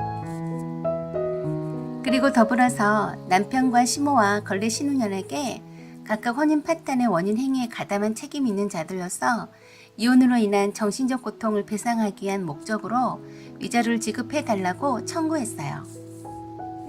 소장을 받아든 남편과 시모 그리고 걸레 신혼년의 모습이 어떨지 궁금하네요. 어쨌든 위자료도 남편과 시모 그리고 신혼년에게 꼭 받아낼 겁니다. 그래야 저는 깨끗하고 산뜻하게 새 출발할 수 있을 것 같네요. 여러분들 응원해주세요. 사연은 여기까지입니다. 여기까지 시청해주셔서 감사합니다. 구독 꼭 눌러주세요. 부족한 점, 많은 점 죄송하고 노력 중에 있습니다. 사연 제보는 소중히 받아 읽어드리겠습니다. 감사합니다. 안녕하세요. 저희 시어머니 때문에 열불나서 몇 자 적어봅니다. 저희 시어머니는 아들 돈은 아들 돈이고 며느리 돈도 아들 돈이라고 굳게 믿고 있는 분이세요. 제가 돈 벌어오고 집안일하고 육아하는 것 당연하게 생각하고요. 말로만 회사 다니느라 고생한다, 애들 키우느라 고생한다 하고 맘에도 없는 립 서비스만 늘어놓으면서 세상에도 자기 같은 시험니 없다고 자화자찬하시는 분입니다. 제가 회사에서 좀 더 나은 입지를 다지기도 하고 회사 프로모션 중에 대학원 진학 지원 정책이 있어서 겸사겸사 해서 경영대학원에 진학해서 잘 다니고 있던 중이었습니다. 일부러 시댁에 알리지 않을 이유도 없었고 그러려고 생각지도 않았네요. 일주일에 2-3번 퇴근 후에 대학원에 갔어요. 보통 강의가 10시 가까이에서 끝납니다. 아이들은 큰애가 초등학교 5학년 딸이고 3학년 아들이 있는데 다 커서 알아서 할 나이고요. 또 남편이 있기 때문에 충분히 대학원 다니면서 큰 어려움은 없었어요. 어느 날 저녁에 갑자기 시어머니가 전화 주셨는데 올 애들이 엄마가 대학원에 다니셔서 늦게 온다고 했나 봅니다. 그랬더니 남편을 바꿔달라면서 노발대발 했다고 하네요. 왜 자기 몰래 숨기면서 대학원에 다니냐고요. 왜 진즉 대학원에 다닌다고 말하지 않았냐면서 그랬으면 어떻게든 못 다니게 했을 텐데 그러냐면서 남편을 혼내더랍니다. 남편이 아무리 숨기지 않았다고 하는데도 숨겼다고 혼자서 우기시더래요. 시어머니는 참 이상하신 게 제가 대학원을 몰래 다닌다고 착각을 하셨어요. 참 얼척이 없었는데 대화가 안 되는 분을 붙들고 신랑이 하기 싫었네요. 그랬더니 주말에 집에 찾아오셔서는 대학원 다니지 말라는 겁니다. 자기 아들도 안 다니는 대학원에 못하러 다니라는 거죠. 제가 쓸데없이 돈지랄 하려고 다니는 것처럼 말씀하시는 거예요. 그래서 제가 회사에서 대학원 가서 공부하는 거 권장하기도 하고 나중에 승진 때 가점도 있으니 좋은 점이 많아서 대학원에 진학했다고 조목조목하니 차분하게 말씀드렸는데도 막무가내입니다. 그래서 아들 돈 써서 학비 대나 하고 걱정하시는 것 같은데 순전 제가 번 돈으로 다니고 있으니 마음 놓으시라 했습니다. 그런데도 그런 게 아니라며 조용히 열심히 회사 일만 하면 될 것이지 돈 들어가며 대학원 다니면서 밤 늦게 오게 되고 좋은 일 하나 없다시네요. 돈 아깝다시며 지금 당장 그만 다니라고 잔소리를 해댑니다. 남편이 옆에서 보다 못해 시어머니에게 엄마, 내가 다니라고 했어. 주희 엄마가 대학원에 다니면 더 좋을 것 같아서 내가 다니라고 했으니까 더 이상 아무 말 마 했습니다. 그런데도 학비가 한두 푼이 아닐 텐데 그거 아까워서 안 된다고 하시네요. 그래서 제가 그랬네요. 어머니, 시숙은 대학원 졸업하실 때 자랑스럽다시며 우리 온 식구들 모두 가서 축하해주고 또 어머니 친구분들한테 대학원 졸업했다고 자랑하셨잖아요. 백수 한량이 시숙님은 형님이 번 돈으로 대학원에 다니니까 되는 거고 저는 제가 번 돈으로 다녀도 아까워서 안 된다는 말씀이세요? 조금 짜증나서 말했습니다. 그리고 왜요? 제가 설마 하니 시숙님처럼 논문 통과 안 돼서 7년 동안이나 졸업 못할까 봐서요? 아니면 아들보다 학벌 좋은 며느리가 싫으신 거세요? 백수인 식수님처럼 7년 동안 졸업 못할까봐 걱정이시라면 걱정 놓으셔도 되네요. 머리 나쁜 어머니 안 닮았으니 됐고요. 아들보다 학벌 좋은 며느리가 싫으시면 그런 며느리 안 보시면 되세요. 제가 번 돈으로 제가 학비 대고 다닌다는데 무슨 상관이세요?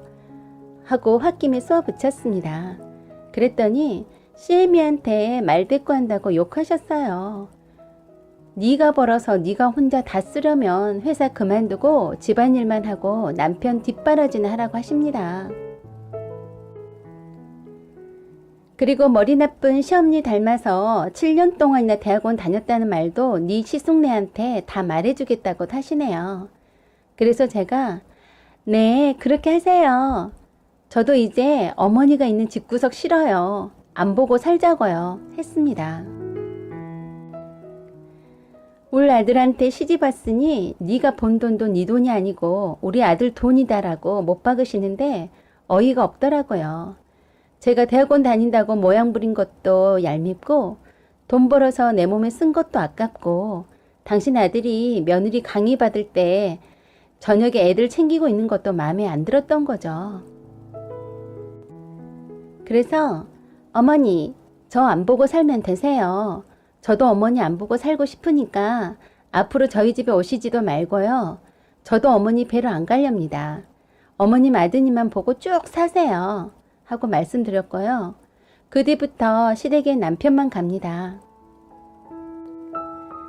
백수 한량이 시숙님은 일하기 싫어서 대학원에 진학하고서도 머리도 나빠서 논문 통과 안 되니 바쁜 남편 불러대서 논문 정리 부탁하고 어찌어찌 해서 겨우 논문이 7년 만에 통과돼서 졸업했어요.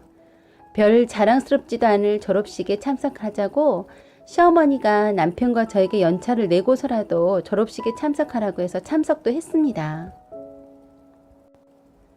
백수라서 큰동서가 학비 다 대줬고요.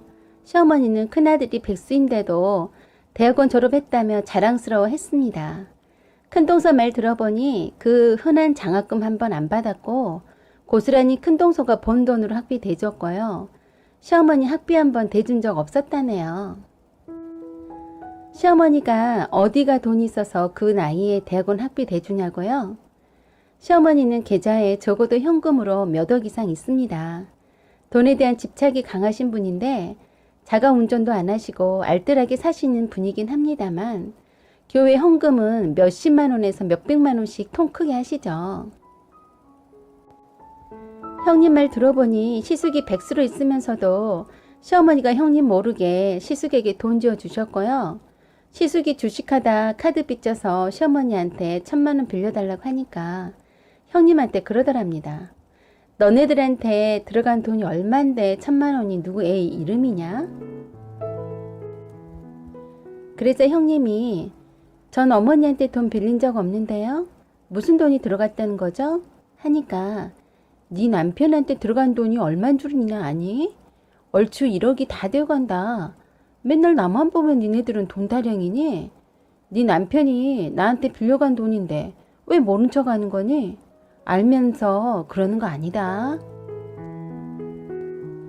그러시면서 형님한테 되려 1억 갚으라고 하셨답니다. 네 남편이 빌려간 돈이면 네가 빌려간 돈이나 마찬가지다면서 왜 돈 빌려가 놓고 모른 척 하냐고 윽박 지르시더랍니다. 형님이 하도 기가 막혀서 아들한테 뒤로 용돈 지어주면서 그 돈 며느리한테 받으시려고요?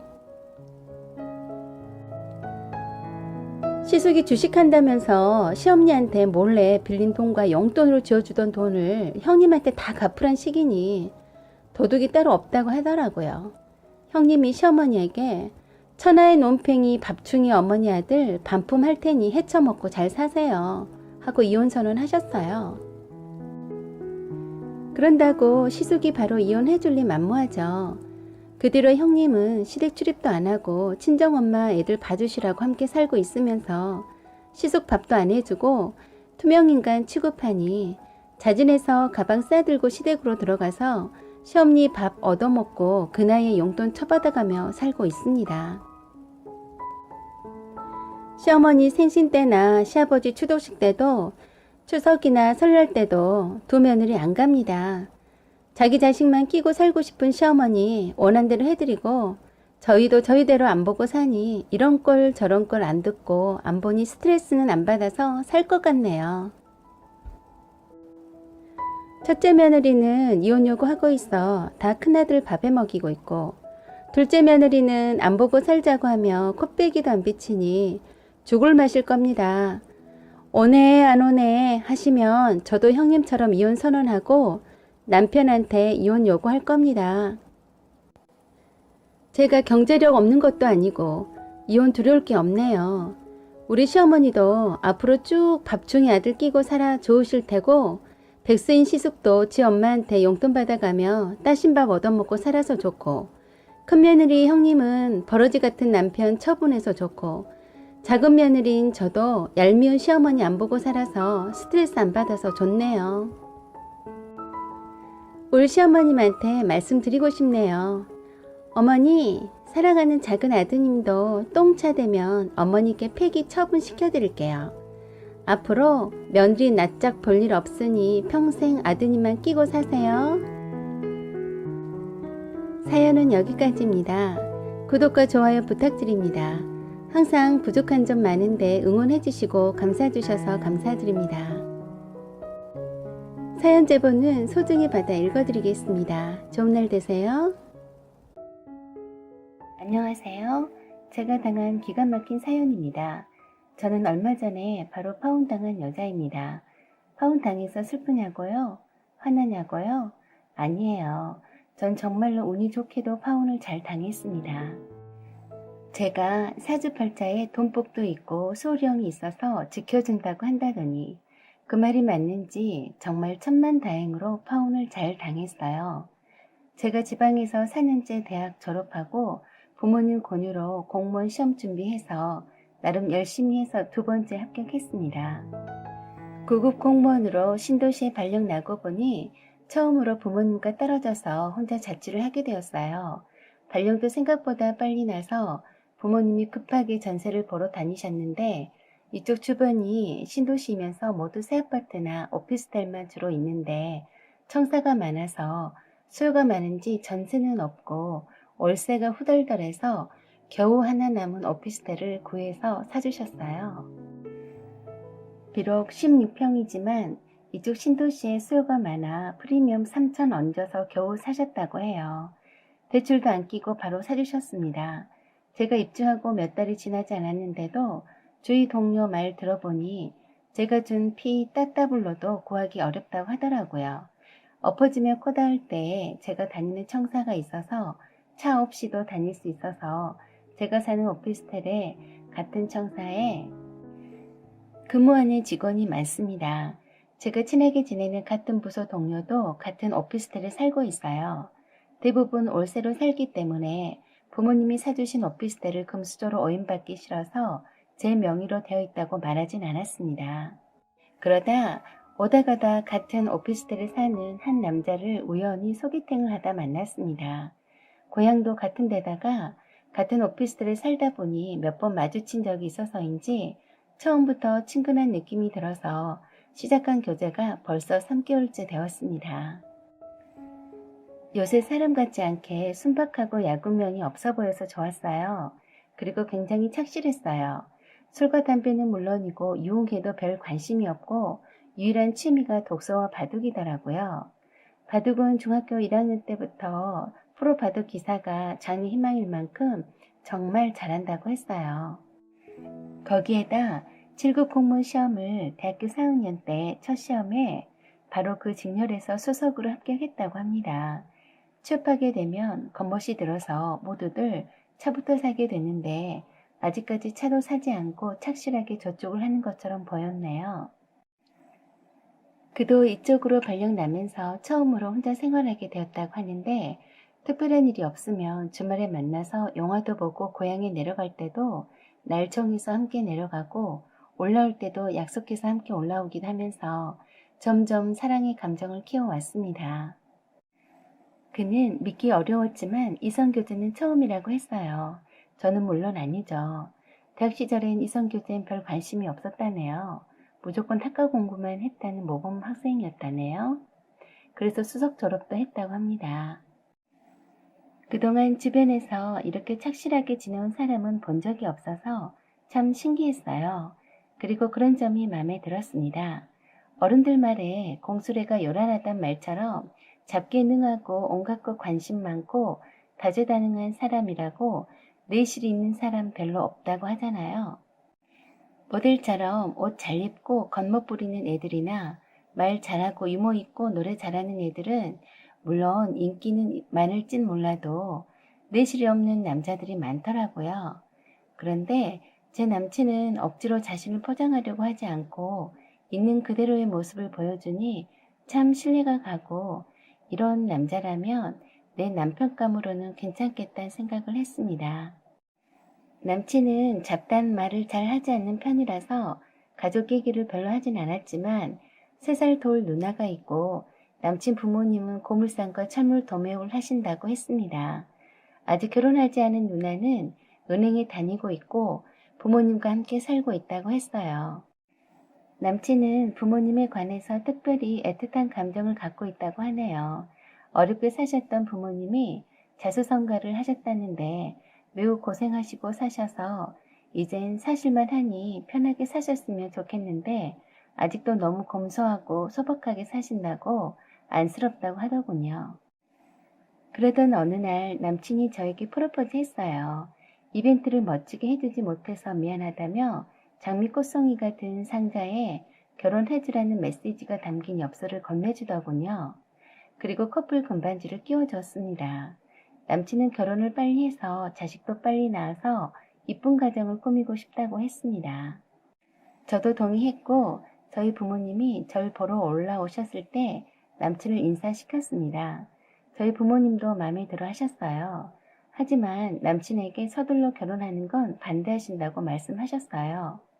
1년 이상 교제해보고 난 후에 해도 늦지 않다고 하셨죠. 평소 때도 결혼 늦게 보내고 싶다고 하셨거든요. 그런데 남친이 결혼하고픈 여자친구가 있다는 것을 남친 부모님께 말씀드린 모양이었어요. 고급 공무원이고 2살 아래이면서 부모님은 장사하신다고 말씀드렸나 보더라고요. 사실 저희 부모님은 의류 공장까지 운영하면서 인터넷 쇼핑몰을 크게 운영하고 계시는데 그냥 뭉뚱그려서 옷 장사한다고 했더니 그냥 장사한다고 말씀드렸나 보더라고요. 어느 날 주말에 남친이 예비 시부모님이 여자친구가 궁금하다고 집으로 데리고 오라고 하셨다고 했어요. 그래서 홍삼 세트 준비해서 함께 내려갔습니다. 그런데 따로 살림집인 아파트가 있다는데 굳이 운영하시는 고물상으로 오라고 했다네요. 한적한 곳에 예비 시부모님이 운영하시는 고물상이 있더군요. 잡다한 고물들이 늘어져 있고 정리 안 된 집기들이 여기저기 정신사납게 흩어져 있어서 좀 당황스러웠네요. 처음 인사드리는 자리인데 왜 굳이 아파트 놔두고 이쪽으로 오라고 하셨는지 의아했습니다. 딱 봐도 다 쓰러져가는 오래된 건물이 사무실로 사용하는 듯 사람들이 몇 명 있는데 그쪽으로 데리고 가더군요. 가던 길은 비포장인 곳도 있어서 구두 신고 갔는데 땅이 질퍽거려서 걷기도 힘들었는데 예비 시부모로 보이는 2분이 멀찌감치해서 저를 유심히 쳐다보고 계셨습니다. 저는 걷기 힘들어서 남친 손을 꼭 잡고 걸어왔었는데 예비 시부모님이 계속 보고 계셨으면서 남친에게만 어서 오라고 하고 저를 한번 흘낏 쳐다보더니 인사를 해도 받아주지 않고 쏙 안으로 들어가 버리셨어요. 순간 남친이 황당해하면서 내 눈치를 살피더라고요. 예비 시부모님 2분 다 그러시니까 제가 멈들 바를 모르겠더라고요. 예비 시모가 굉장히 못마땅한 얼굴로 저를 아래 위로 천천히 훑으시는데 기절초풍한 줄 알았습니다. 그리고 말씀도 없이 남친에게만 배고프지 않냐고 하면서 삼겹살 구워 먹자고 하시는 거예요. 남친이 홍삼 세트를 아영이가 선물로 준비했다고 말씀드렸는데도 시큰둥해하는 표정이었어요. 전 정말 매우 당황했죠. 예비 시부모님 인사드리러 간다고 해서 나름 신경 써서 예쁘게 차려입고 왔는데 거지꼴 같은 너저분한 고물더미 옆에 다 쓰러져가는 허름한 건물 속에서 삼겹살을 구워 먹자고 하시네요. 예비 시아버지께서 먼저 말씀을 꺼내셨어요. 저희 부모님이 무슨 장사하냐고 하시는데 옷 장사 하신다고 말씀드렸더니 단번에 직업이 성우이시네 하는 겁니다. 뭐 틀린 말은 아니라서 그렇다라고 말씀드렸더니 예비 시어머니가 약간 비웃듯이 웃으시더라고요. 정말 불쾌했습니다. 그리고는 들고 온 핸드백은 얼마짜리냐고 다짜고짜 물으셨어요. 그래서 선물 받은 거라서 잘 모른다고 둘러댔습니다. 영 못마땅한 표정이어서 내가 여기 못 올 곳을 왔다는 느낌이 바로 들었네요. 순간 이럴 거면서 여기에 왜 오라고 한 거지? 하면서도 어쩌나 보자 하고 아무 말 없이 얌전히 앉아 있었네요. 아들의 결혼할 여자친구를 초대해 놓고선 음식 준비도 해놓지 않고서 저희가 도착하자마자 삼겹살 구워 먹자고 그때서야 앉을 때도 변변찮은 굴속 같은 곳에서 주섬주섬 삼겹살 구울 준비를 하는데 참 기가 막히더라고요. 남친은 엄청 창피했는지 밖에 나가서 먹자고 아님 배달시켜 먹자고 하는데 대번에 예비 시모가 퉁명스럽게 너는 돈이 하늘에서 막 떨어지냐? 밖에서 시켜 먹으면 돈이 얼만데? 그리고 냉장고에 먹을 게 천지인데 무슨 돈지랄을 밖에 사니? 하는 거예요.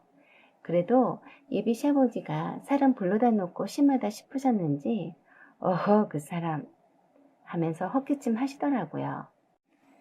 그쯤 되니까 저도 정말 불쾌해서 당장 뛰쳐나가고 싶더라고요. 주섬주섬 딱 봐도 봉색하게 불판을 놓고 고기를 굽기 시작하는데 전 손 하나 까딱하지도 않고 지켜보고 있었고요. 남친이 고기를 구워서 저를 먼저 주니까 남친에게서 고기 집게를 뺐더니 너나 잘 먹어 하시는 겁니다. 그러면서 저에게 부모님께 생활비 보태드리냐고 물으셨어요. 아니다라고 대답했더니 그럼 월급 타서 어디다 쓰냐고 하시더라고요. 너무 황당한 질문에 저는 웃으면서 돈 쓸 데가 많다고만 답했더니 저축은 하냐고 물으셔서 조금 한다고만 했습니다. 완전 추궁당하는 느낌에 기분 상할 대로 상했는데 어디까지 가나 보자 했습니다. 그리고 계속해서 돈은 모아놓은 게 있냐고 하시길래 바로 없다고 했어요. 그랬더니 아주 한심스럽다는 듯이 비웃으시면서 돈도 모아놓은 것이 없으면서 결혼하려고 했냐고 하는 겁니다. 남친이 옆에서 계속 예비 시모에게 눈치를 주는데도 계속 추궁하듯이 잔소리를 하더라고요. 월급 그 많은 돈을 어디다 쓰길래 통장에 잔고가 하나도 없냐고 하시네요. 그래서 전 네, 내 통장 잔고에 돈이 하나도 없다고요? 하면서 깜짝 놀라 되물었습니다. 남친도 놀란 듯 엄마, 누나한테 조회해보라고 시킨 거야? 하고 화를 내더군요. 전 너무 황당해서 남친에게 내 통장 잔고를 누나가 확인했어? 하고 물으니까 예비 시어머니가 아주 자랑스럽게 그래, 우리 딸이 은행에 다니는데 네 통장 잔고 조회 좀 해보라고 했다. 아니 그랬더니 월급이 들어오자마자 싹 빠져나갔더구나. 어디다 돈을 그렇게 많이 쓰던지. 니네 집이 어려워서 생활비 보태준 것 아님 어디다 그렇게 돈을 써대니? 하는 겁니다. 예비 시모는 잘난 딸이 은행원이라서 은행권에 특권이나 되는 것 마냥 까짓거 남의 통장 줘야 하는 게 어때서 그러냐는 표정입니다. 참 어이가 없었네요. 그래서 제가 본인의 동의를 받지 않고 어떻게 남의 통장 잔액 조회를 하느냐고 하면서 내 주민번호를 어떻게 아셨냐고 하니까 남친 누나가 물어봤더니 쉽게 가르쳐 주던데 뭘 그러냐고 예비 시모가 그러네요. 그러면서 우리 집안은 10원짜리 하나도 목숨 걸어가면서 소중히 여긴 탓에 이만큼 하고 산다시며 구급 공무원 주제에 쥐뿔도 없이 사는 주제에 돈 알기는 우습게 하니까 통장에 잔고도 없이 사는 거라고 하면서 울 아들 7급이고 울 딸도 은행원인데 집안도 격이 맞아야 연을 맺을 수 있는 거라며 울 아들과 결혼 약속은 없었던 일로 하자고 하셨어요. 그러자 옆에서 남친이 무슨 말 하냐며 입이 시물게 대들더라고요. 그래서 제가 남친에게 그랬네요. 오라, 네가 내 주민번호 몰래 캐서 네 누나한테 내 통장 잔고 조회해보라 했다 이거구나. 그 부모의 그 아들과 딸이었네요. 참 기가 찹니다. 이런 집구석인 줄 정말 몰랐네요. 제가 예비 시부모에게 말씀드렸네요. 격이 맞지 않아 파혼하신다니 저도 그 말씀에 동의합니다. 저희 집안은 10원짜리 하나에도 목숨 걸 만큼 찢어지게 가난하지도 않고요. 저희 부모님 제 오피스텔로 현찰로 대출 없이 사주실 만큼 재력가이시고요. 버신 돈이 넘쳐나서 해마다 부동산과 주식에 투자하시는데 제 명의로 지금 살고 있는 오피스텔 포함해서 세채를 해주셨습니다. 제가 그동안 금수저란 소리 듣기 싫어서 자랑 안 한 것뿐이고요. 세 발의 피 같은 제 월급은 있어도 그만 없어도 그만인데 그래도 전 허투루 쓰지 않고 불쌍한 아이들 돕는 데도 보태고 쪼개서 주식에도 조금씩 투자하고 있고요. 다른 은행 저축 상품에 저축도 하고 그 작은 월급으로도 충분히 가치 있게 쓰고 있으니 비난받을 일은 없고요. 솔직히 구급 공무원 어느 정도 하다가 부모님이 운영하시는 의료공장과 인터넷 쇼핑몰 사업체를 물려받을 거고요. 그 자산 규모는 여기 고물상 수십 개를 합친다 해도 비교가 안 되니 격이 맞지 않는다는 말씀이 옳습니다. 그리고 감히 동의를 구하지 않고 통장 잔액 조회를 한 거에 대해서는 은행 측에 금융거래 조회 정보 요구함으로써 불법적으로 정보 조회한 부분은 법적 조치를 취할 겁니다. 이 부분은 저희 부모님 회사에 있는 법률 자문팀과 상담 후 처리할 겁니다. 이렇게 격이 맞지 않고 기우는 집안과 결혼할 뻔했는데 일찌감치 일깨워 주셔서 감사드립니다. 그리고 남친에게 반지를 빼주면서 큰일 날 뻔했네. 이런 거지 같은 집안인 줄 감쪽같이 잘 도석였네. 다신 연락하지 마라 하고 나왔습니다. 제 명의로 부동산이 세 채가 있다는 말에 눈이 휘둥그레진 남친 부모들을 보니 출신 성분이 거지가 맞네란 생각이 들어서 토 나오려고 했네요. 암튼 그런 집구석인 줄 빨리 알게 해준 남친 부모들 덕분에 파혼당해서 정말 다행이네요. 사연은 여기까지입니다. 구독 꼭 눌러주세요. 시청해주셔서 감사드립니다.